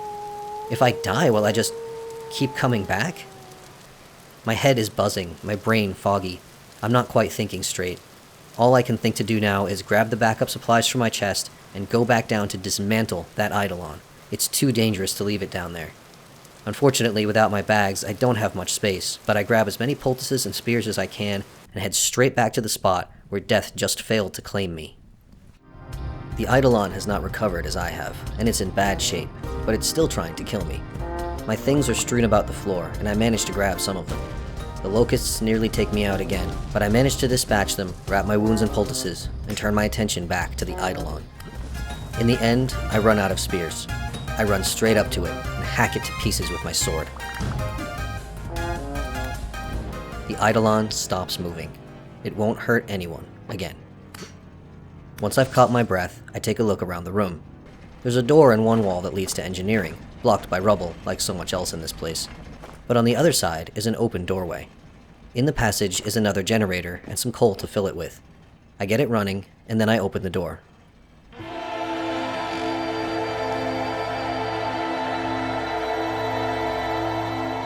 Stretching out before me is a massive library.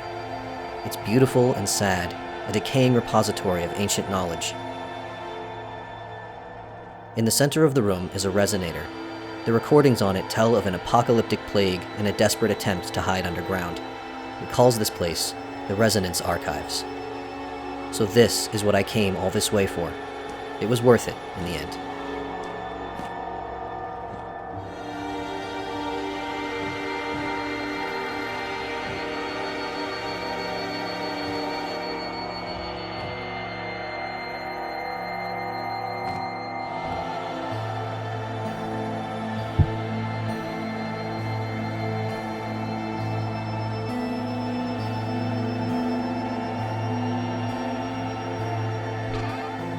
Before long, my pockets are completely full, and I'm exhausted. I'll have to come back to explore further. I climb over the rubble at the library entrance, ascend the massive ladder once more, and emerge into a rainy, foggy afternoon.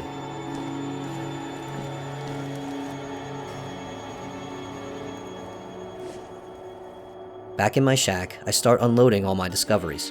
There's so much here. So many artifacts, so many books, and they've just been left down there to rot. I can't allow that to happen. I make a decision. I'm going to stay here a while longer, retrieve all I can from that place, and build a small museum to house whatever I find, so that others may learn of what happened to make this world the way it is. In the evening, I head back up again with some coal in my bag for the furnace.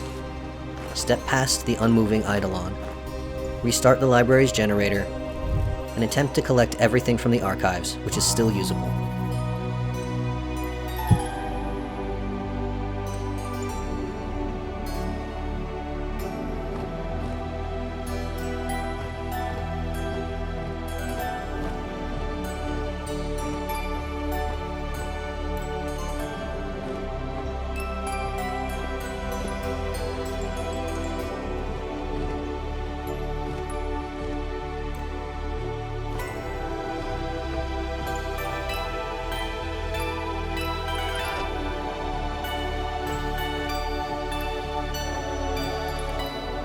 When I feel confident there is nothing left here of use, I head back up the ladder and back down the mountain again.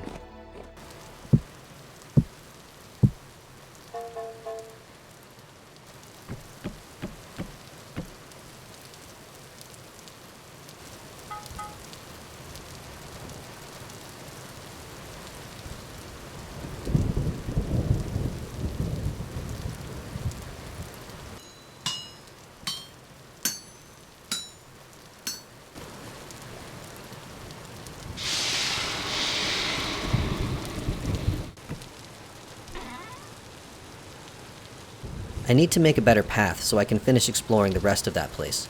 I gather materials to start building a simple but sturdy switchback trail.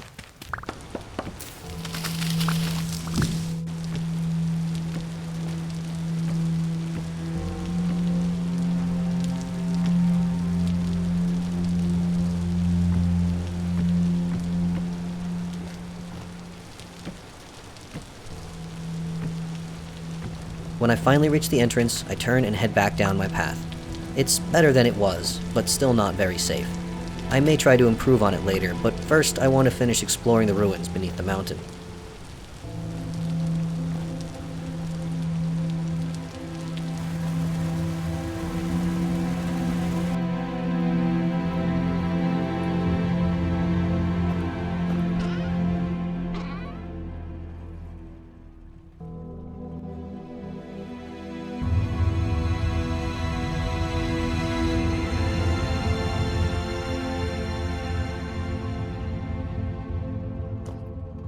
They done messed up.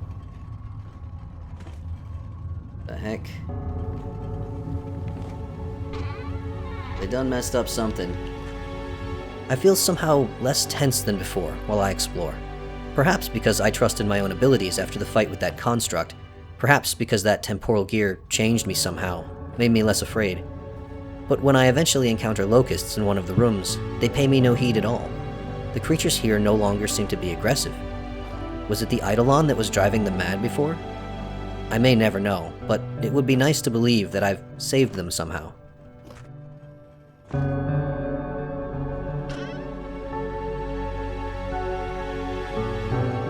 know what? I wish you all the best. This place is yours now. No one's gonna come try to take it from you. When my bags are full again, I head back down to my shack, the future site of my museum. A drifter is wandering around nearby, and I approach it cautiously, but it makes no move to attack me. It seems I was right. They are no longer aggressive. What a relief.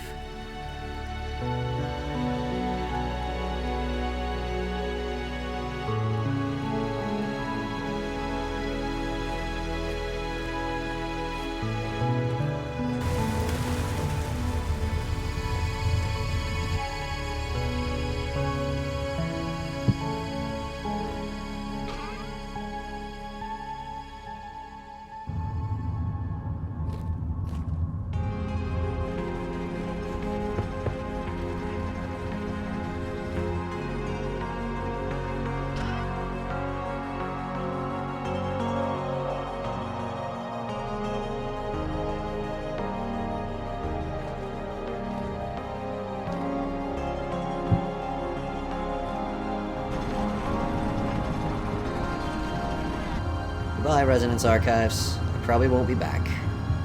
After a final day of exploring and gathering what I can from this place, I feel confident that I have found all there is to find.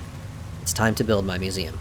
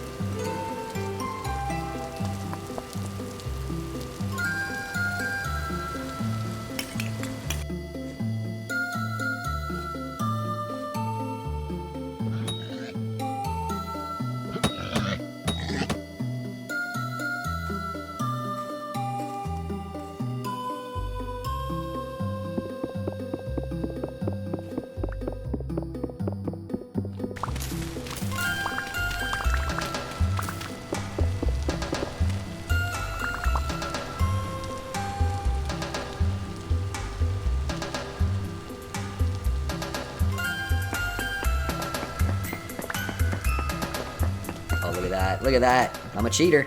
I done cheated. Take this, game developers.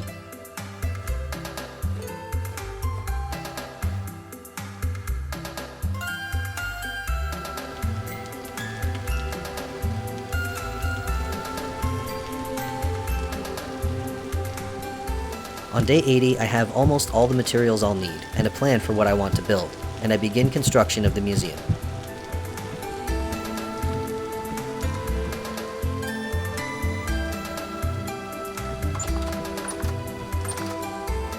Yes, there we go. And our museum is complete.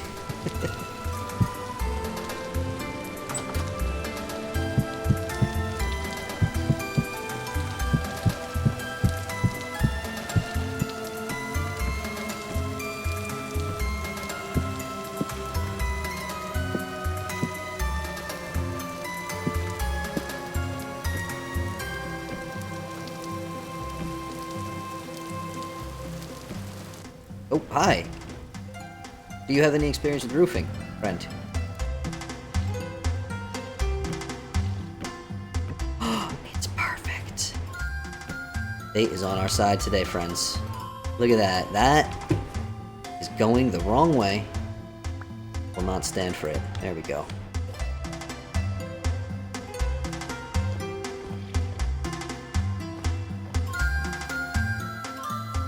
At last, the museum is complete, and it's time to set up my displays. Most of the items I recovered from the ruined archives are too large to fit in display cases, so I add in some butterflies, shells, and other items of interest to fill them up.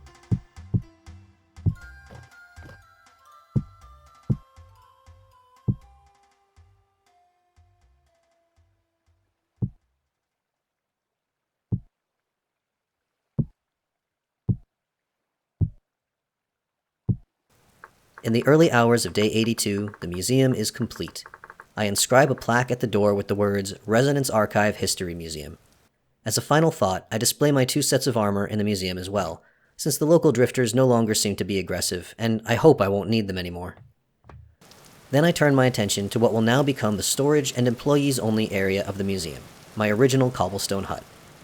It doesn't need to be as fancy as the museum itself, but it could use some renovations, so I head out in search of materials.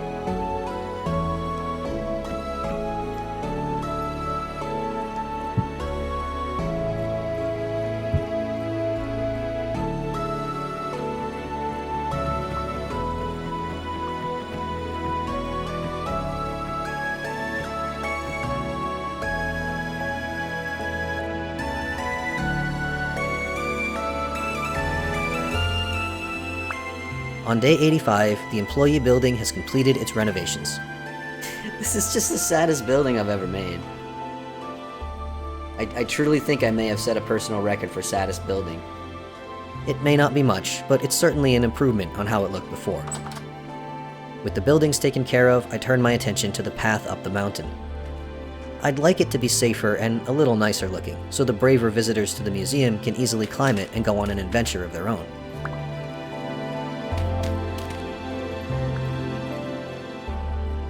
Oh, hi. Hello. Okay. Sure. Yeah, no, sure.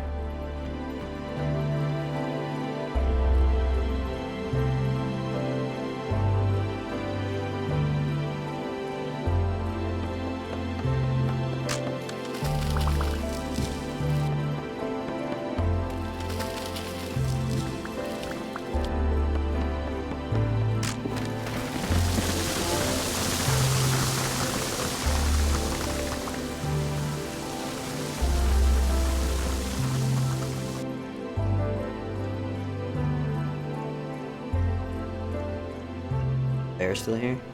Yeah. Actually, I think the bear is stuck. Maybe I'll have to make it part of my mission to free the bear.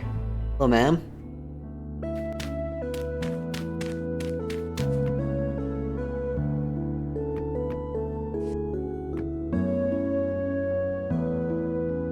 Hello. Hi.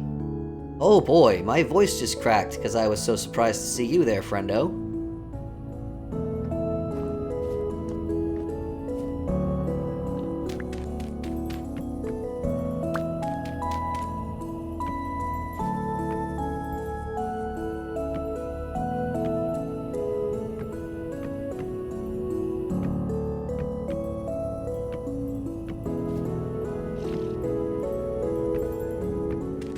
Ooh, I almost bopped you in the head, ma'am.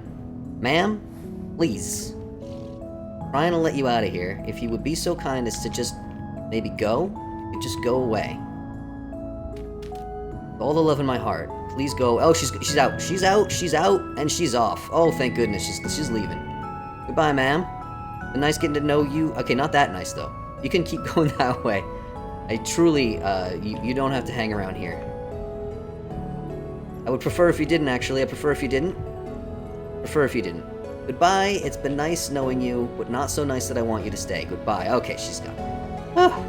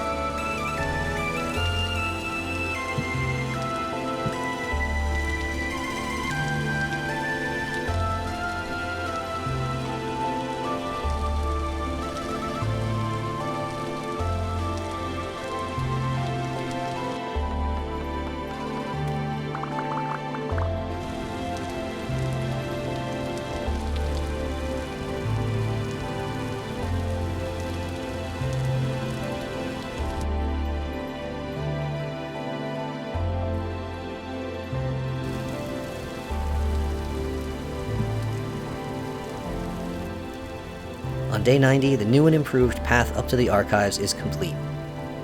I spent some time crafting a glider using a schematic I found in the library, then used some of my spare metal to craft a pair of zinc torch holders, something I never managed in my first 100 days. My job here is now done, and it's time to move on once again. I've been away from my beloved friend Rigby for far too long, and it's time to go find him and regale him with tales of my adventures. I take my last looks at this place and prepare the gear I'm taking with me.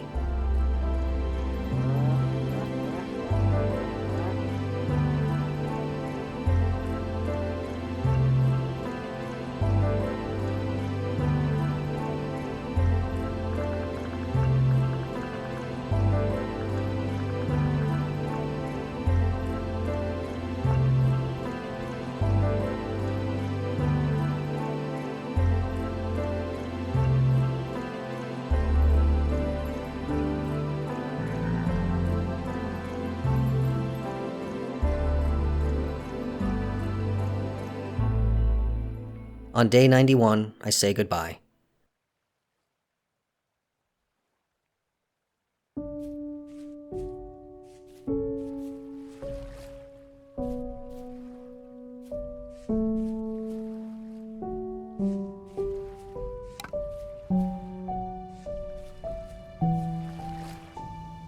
Hello? Sun Bear. Bye.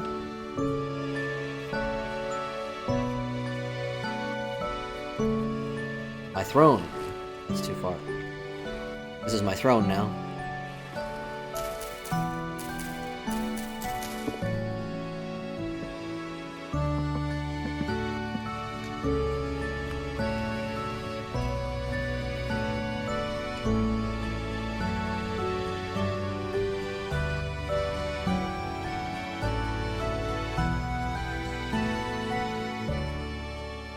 Excuse me? Excuse me? What is happening right here? What's going on? Excuse me. Bees? Who told you that you could build your hive on top of a freaking tree? Late in the night of day 92, out on open waters on my raft, I see a light in the distance and steer towards it. I hit land just before midnight. I befriend the owner of that light, an agriculture trader named McCrae. I ask him about drifters, but he claims he's never seen one. I suppose I'm far enough from the archives that I won't see them anymore. To pass the time until the sun rises, I dig out a nearby ruin.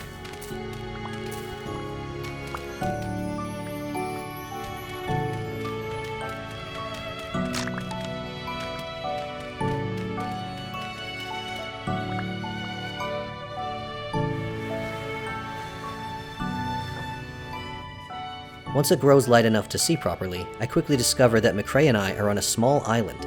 I can't imagine how they got their wagon here, but I feel a bit sorry leaving them all alone with no resources, not even wood to build a house. So I spend the day using my raft to retrieve some tree seeds from the mainland.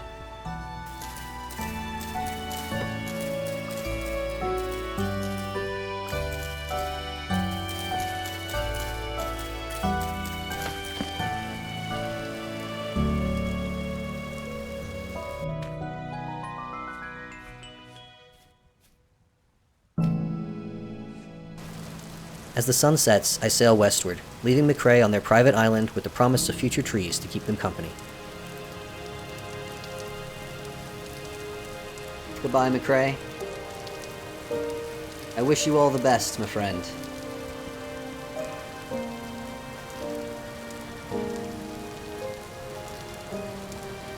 Alright, McCrae, it's getting awkward now. Getting awkward that I can still see you.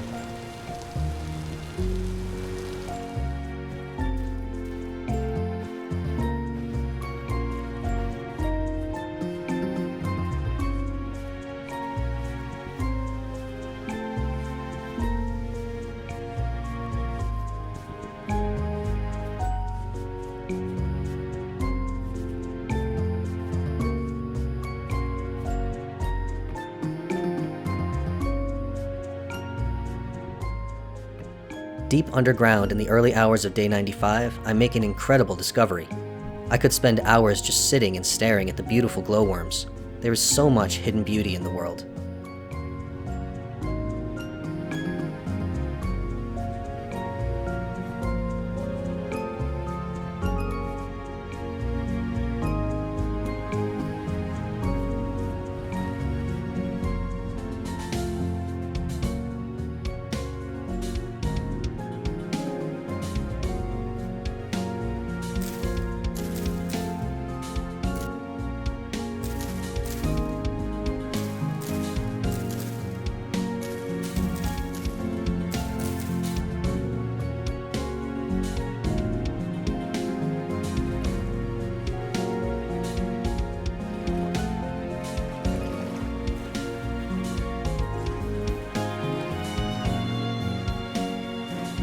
Early on day 97, my surroundings begin to look familiar.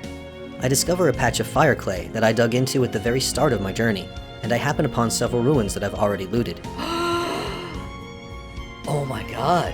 This is from like day 2 or 3? I remember this. I remember I'll never need a side, so I'll just leave that here. Oh wow. Unfortunately, the cabbages that I planted so long ago have withered in the heat, so I dig up the seeds to bring home to Rigby. I'm sure I'm close now. I continue on my way with an extra spring in my step. I'll see my friend again soon.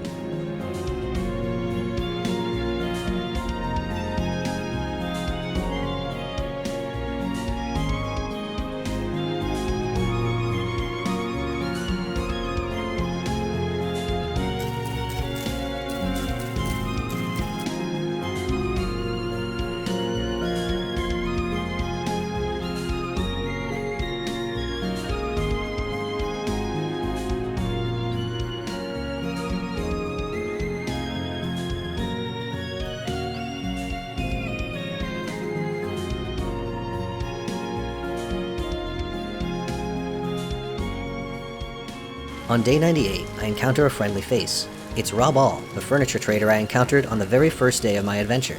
Rabal, I was here like a year ago, right? And I went all the way north to the snow-capped mountains, and I went up there and I saw an aurora. It's real, dude. There's rainbows. Look at me when I'm talking to you, Rabal. There's rainbows in the sky. Excuse me. There's rainbows. Listen, there's rainbows in the sky, and they're... I try to tell them about my travels, but they don't seem too interested. Maybe they don't really believe me. Not that I could blame them for that.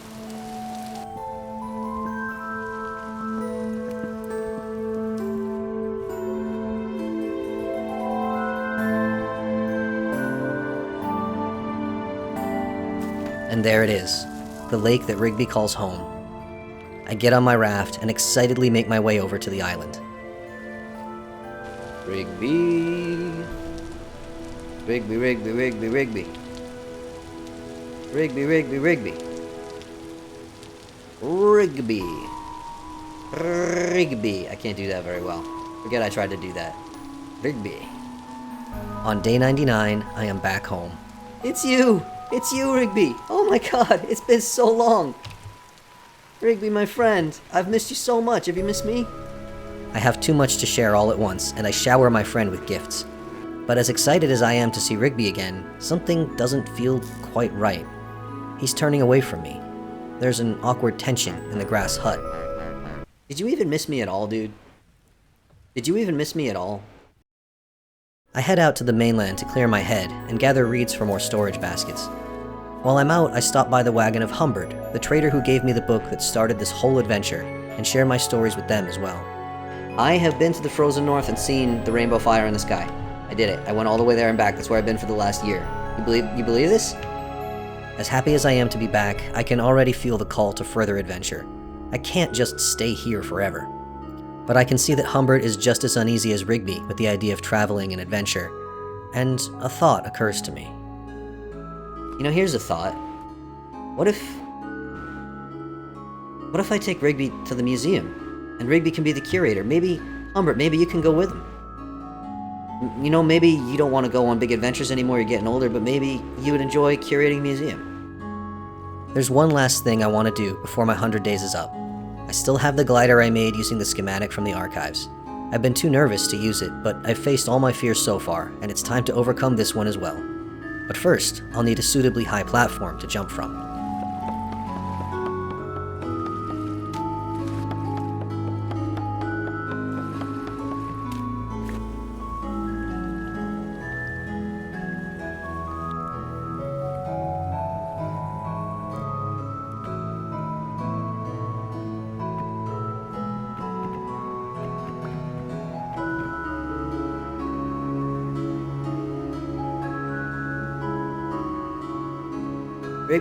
Rigby, I'm on top of the tree.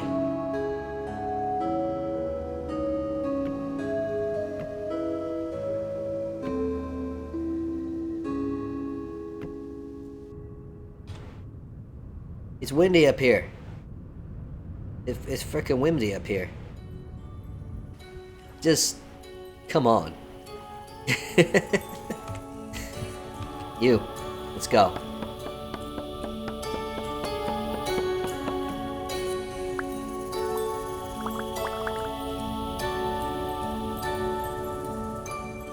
Oh, hey, we finally did it. We made it.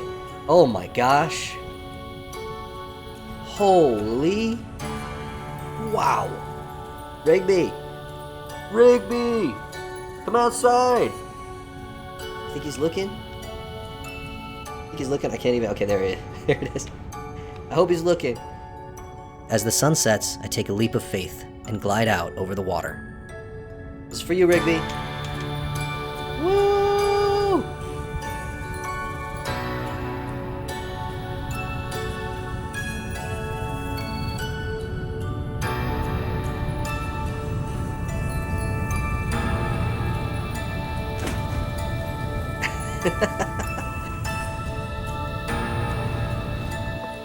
The last of my 100 days is drawing to a close. I set out a feast for me and Rigby to enjoy, and then I tell my friend about my idea. Listen, Rigby, I know you don't want to go on adventures with me anymore, and I get that, but I don't want to leave you here all on your own either. So I was talking to Humbert, and, well, have you ever thought about running a museum? It's been a long 100 days. I've gone so far and seen so much.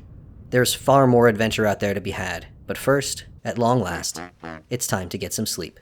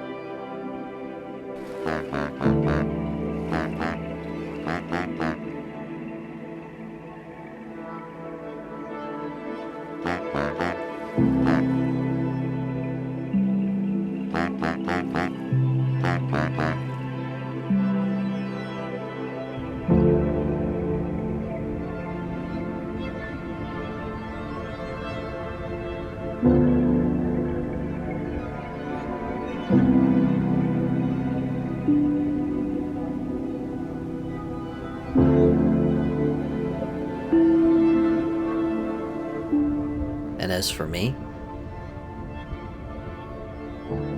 well, a comfortable life in a dusty museum is still too boring for me. And adventure is still calling. Goodbye, buddy. You're gonna do okay here.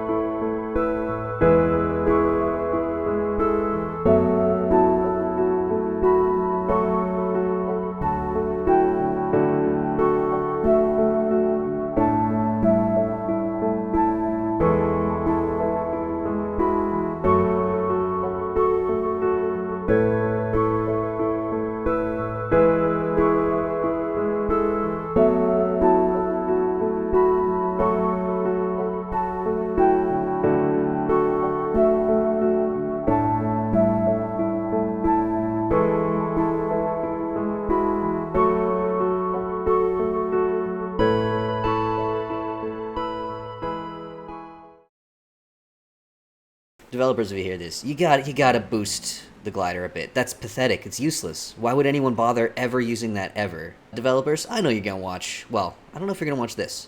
I know you're gonna watch the edited version of this. Maybe I'll keep this little speech in there.